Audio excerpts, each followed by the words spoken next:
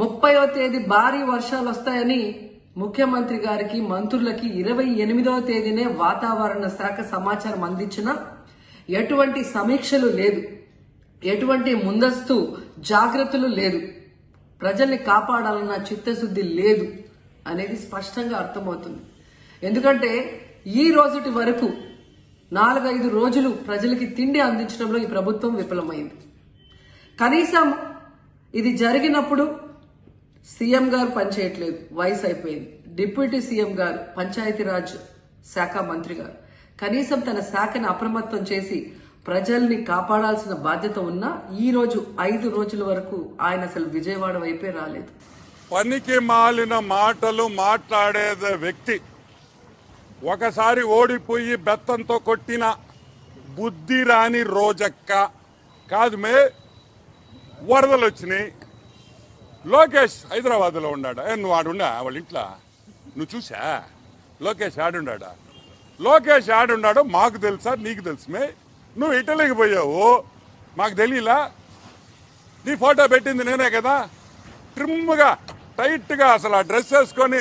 అసలు ఎవడ్రా ఇవి ఫారినర్ అనుకున్నా చూసి. రోజెక్క ఇటలీలో, నువ్వు మాత్రం ఇటలీకి పోవచ్చు, కాన్స్టిట్యువెన్సీని వదిలేయచ్చు. కాన్స్టిట్యువెన్సీలో అడుగులో పెట్టే మీ కార్యకర్తలకు ఏమవుతుంది ఏమన్నా పట్టించుకున్నామే? నువ్వు మళ్ళీ మమ్మల్ని ప్రశ్నించడం. 24 గంటలు ఆడ పని చేస్తున్నారు. మీ వాడు వచ్చాడు, గేట్లు అన్నాడు, ఫ్లడ్ అన్నాడు, ఆ కాగితం సరిగ్గా కాదు. నువ్వు జగన్మోహన్ రెడ్డిని పంపిస్తావు, ఏం చేయాలా? ఆ కాగితం ఇచ్చి చదివించాలి, 15 సార్లు చదివించండి, అదన్నా కరెక్ట్గా చెప్తాడు. ఈ విధంగా ఈరోజు చంద్రబాబు నాయుడు, అదేవిధంగా ప్రతి మంత్రి ఇంక్లూడింగ్ నారా లోకేష్ ఇంత కష్టపడుతుంటే హైదరాబాద్లో ఉన్నాడంట. హైదరాబాద్లో నేను అడుగుతాను, అసలు బుద్ధిని మాట్లాడుతున్నావా, బుద్ధి లేకుండా మాట్లాడతావా? సైజు పెరగడం కాదు, బుద్ధి కూడా పెంచుకో. నువ్వు మర్యాదగా మాట్లాడితే మేము మర్యాదగా మాట్లాడతాం. మొన్న చెప్పా నేను, తిరుమలలో వద్దు అన్నా, చెప్పానా లేదా? మళ్ళీ తిరుమల దగ్గరికి వచ్చి ఆమెకి మళ్ళీ సరే నీకు దర్శనం ఇచ్చారు, ఇక్కడ మా వాళ్ళని కూడా నేను విమర్శించాలి కదా. ఆమెకేందా ప్రోటోకాల్ దర్శనం ఇచ్చేదా? ఆమెకు మళ్ళీ ఒక షాల్వా, పెద్ద షాల్వా, డబుల్ షాల్వా కావాలి. ఆమెకి సింగిల్ షాల్వా జరగదు, డబుల్ షాల్వా కప్పి పంపిస్తారు. ఏంది ఇది? కరెక్ట్ కాదని కూడా నేను మనవి చేస్తున్నా. అసలు తిరుమల నువ్వు దర్శనం తీసుకున్నావు, నువ్వు ఒక ఎక్స్ మినిస్ట్రీ, వాళ్ళు ఏదో నీకు దర్శనం ఇచ్చావు, నువ్వు బయటకు వచ్చి నువ్వేం మాట్లాడతావు? అసలు దేవుడు అంటే నీకు భక్తి ఉందా? నువ్వు అమ్ముకున్న టికెట్లు, నువ్వు సంపాదించుకున్న డబ్బు ఇంకా మా వాళ్ళు తీలేకున్నారు. తొందరలో అన్నీ తీస్తాం. నువ్వు ఎంతెంత సంపాదించావు తిరుమలలో, నువ్వు ఎన్నెన్ని లెటర్లు ఇచ్చావు అన్నీ తీస్తాం. నేను అనేది నువ్వు సహకరించబాకు, పని చేసేవాడిని విమర్శించబాకు. తప్పులే. నిన్నెవరు రమ్మన్లా, నువ్వు విజయవాడకి నిన్నెవడు ఆడ పిలవరు. నువ్వు ఆ మునిగా అట్లీస్ట్ నువ్వన్నా ఉంటే ఆ నీళ్లు మళ్ళీ పైకి వెళ్ళిపోతాయి, 2వ ఫ్లోర్ కూడా మునిగిపోద్ది. సో వద్దు. నేను చెప్పేది ఏంటంటే నువ్వు విమర్శించు, తప్పు చేస్తే విమర్శించు, ఆ విమర్శను స్వీకరిస్తాం.